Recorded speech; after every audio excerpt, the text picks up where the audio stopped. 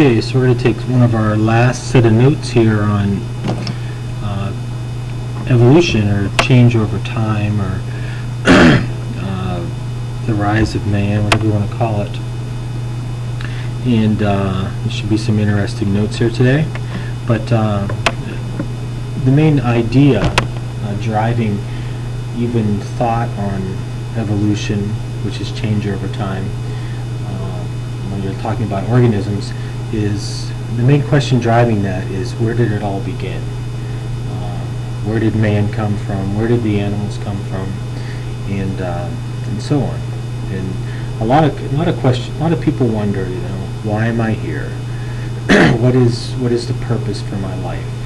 One time in our life, we think about that idea usually, and that idea has even made its way into science. And we're going to kind of talk about that idea today. And as you see here, it's the eternal question. Where did it all begin? And there's really two main thoughts on this. These first two ideas, based on science, are these. That there's a young Earth and that there's an old Earth.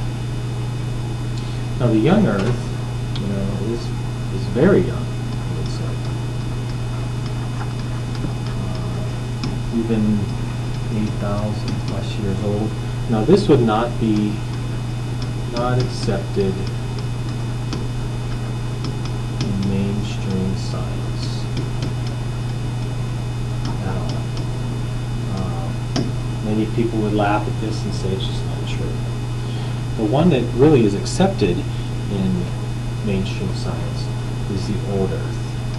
This says very old. And these are very different from each other, these ideas.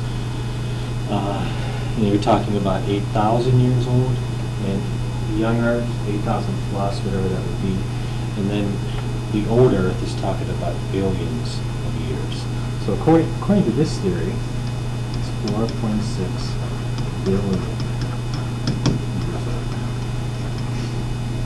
Now, and this one is actually tied in with another idea called the Big Bang.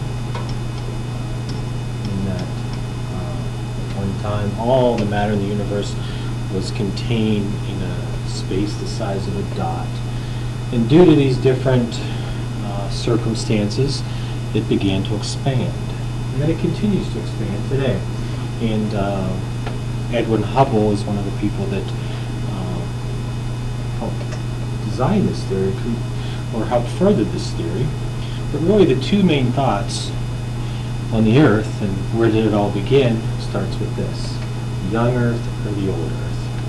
This is the one usually in the science classroom, or if you're talking about somebody deeply ingrained in science, it would be the old Earth. It would be 4.6 billion years old.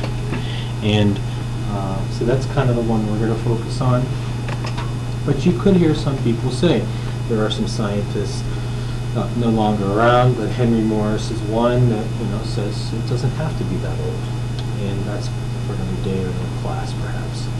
Okay, so when we look at the old Earth, we have some ideas, or where do they get those ideas? Okay, so first of all are the fossils. So some fossils suggest that the earliest organisms ever seen were something called stromatolites. And these are something that live in water. They're kind of like a bacteria type thing. And even connected with this as well is something called cyanobacteria.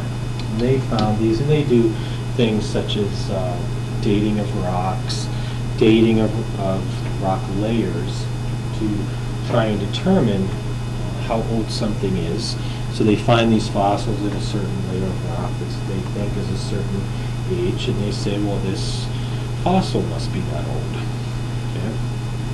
But according to this old Earth theory, early life began in the oceans. And we're talking like billions of years ago. Okay? There was this first single-celled marine organism. They would say it would be the first life.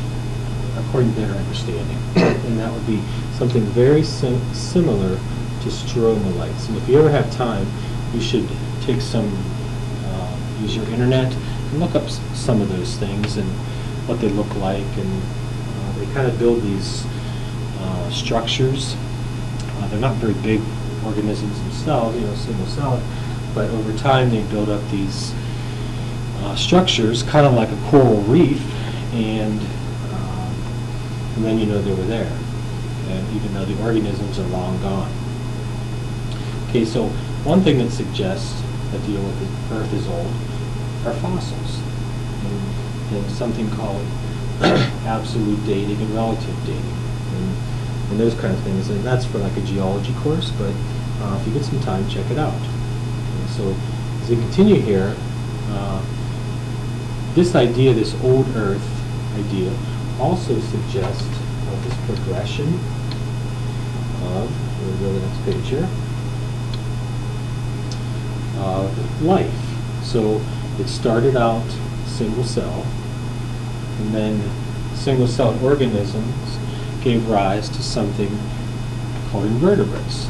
Now invertebrates are just, you probably know this or read in class, these are organisms without backbones. If you look at animals in general, they are found in two categories. They're inverts, the things without backbones, and then vertebrates. And we can say they just have backbones, but there's many other characteristics.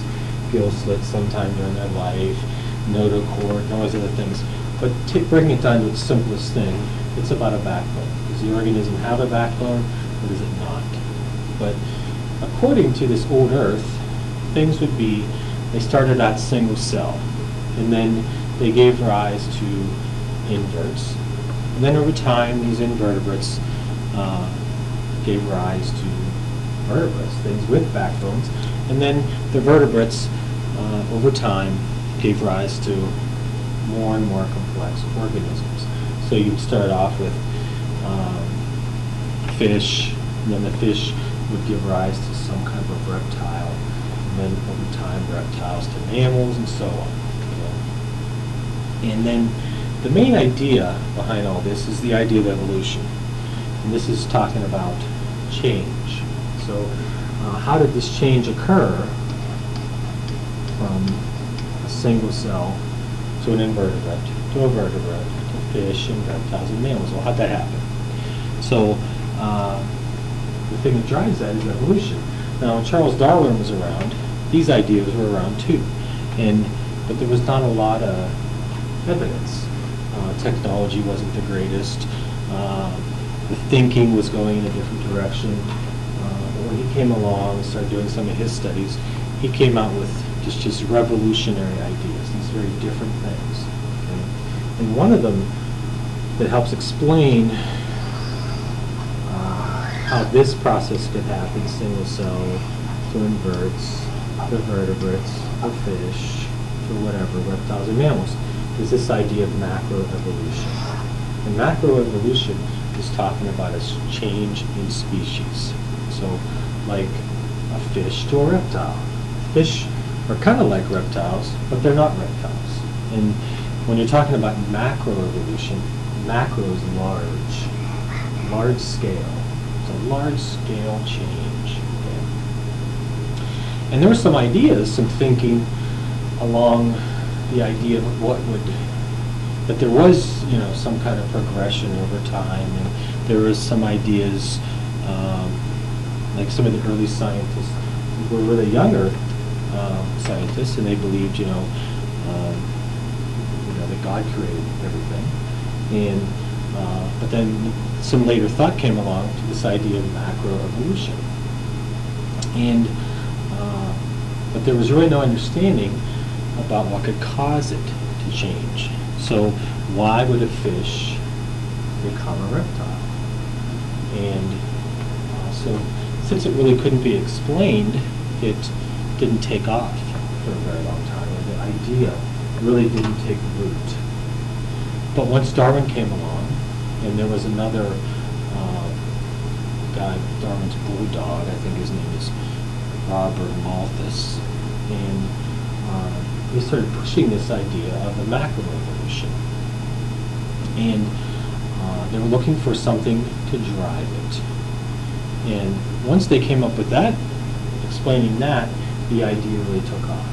And the driver, for the most part, that Darwin proposed is this idea of natural selection. So natural selection. And this is just a process where the environment chooses the characteristics that are best suited to an environment. So you have fish, and you have variation among fish. So this idea ties into some other ideas, such as there's variation among organisms, and organisms produce a lot of offspring.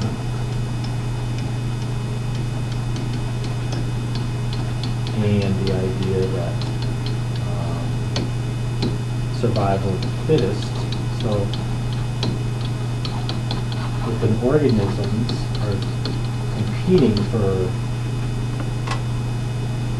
resources and environment, the one that has the better characteristics to fit that environment will be able to reproduce and pass their traits on. Okay? And this idea of natural selection is just saying it's nature that decides it. And it's a very intriguing idea. And the one that came up with this is Charles Darwin. And he was on a ship that was touring the world, taking samples of all these different types of life. The Galapagos Islands was one place they went, but this is during the 1800s, and they're just traveling around and taking specimens. And as Darwin is doing this, he's talking to the ship's captain, but he's also reading a book by Hutton. And Hutton wrote this book called Principles of Geology. In this book, he came forth with some ideas that were new. And they really influenced Darwin to start thinking of an older Earth. Because in this book, one of the main ideas is the idea that the past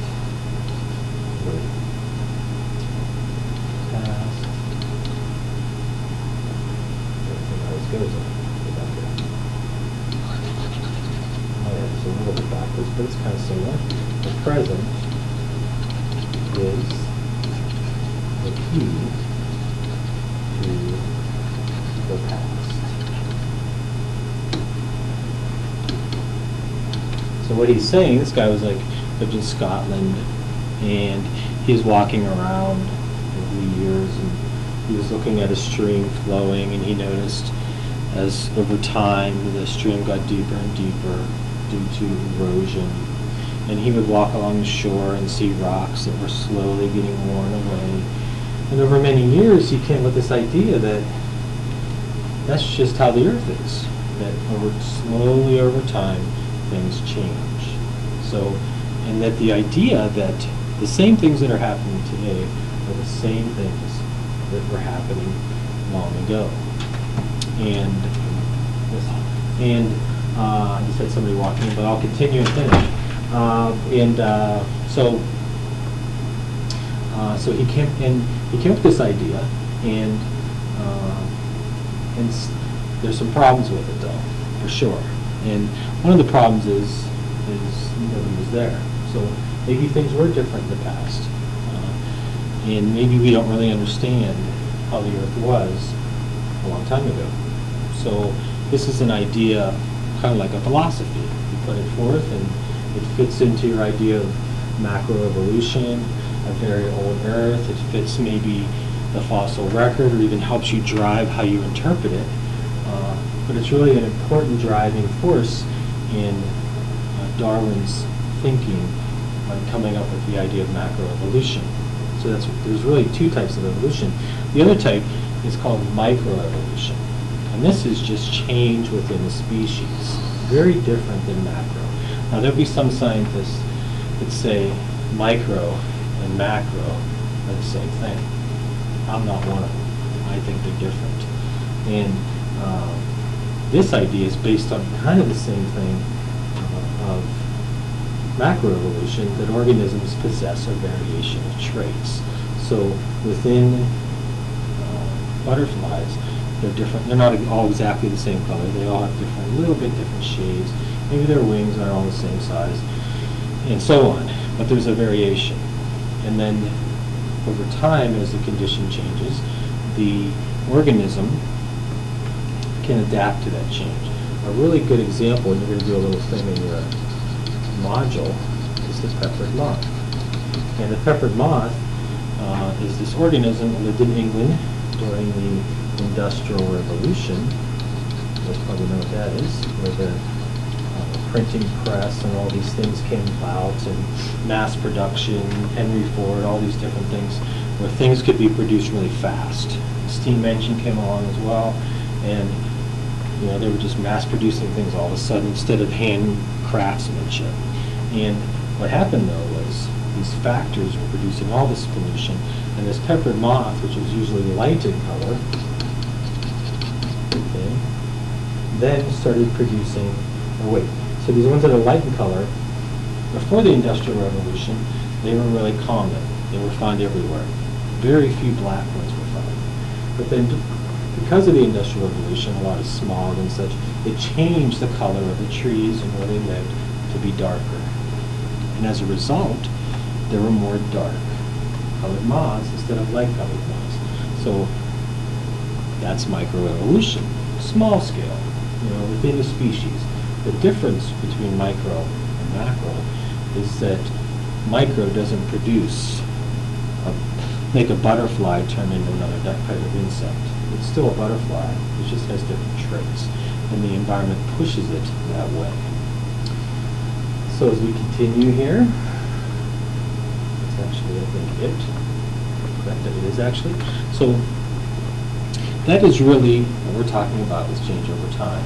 We're talking about evolution, and really evolution falls into two categories, macro and micro. And again, you might get some people to say that micro is part of macro, and in the end, I have always been under the thinking that that's almost a personal choice. You have to decide whether you think they're both the same thing or not. We all have to go back, if we go back to the first question, we all have to really decide, that eternal question based on, other things other than science, I would say. I may be wrong, but when we're talking science, and where did it all begin? We're driven by the old Earth. And it's important that you understand these ideas. The fossil record is driving it. The fossils they've found, and the layers and the age of those rocks where they're found, and has driven many scientists to say the Earth is very old. But I hope you like the notes, and I think there's one more set, and let me know if you have any questions, and you're almost to the end. Keep up the good work.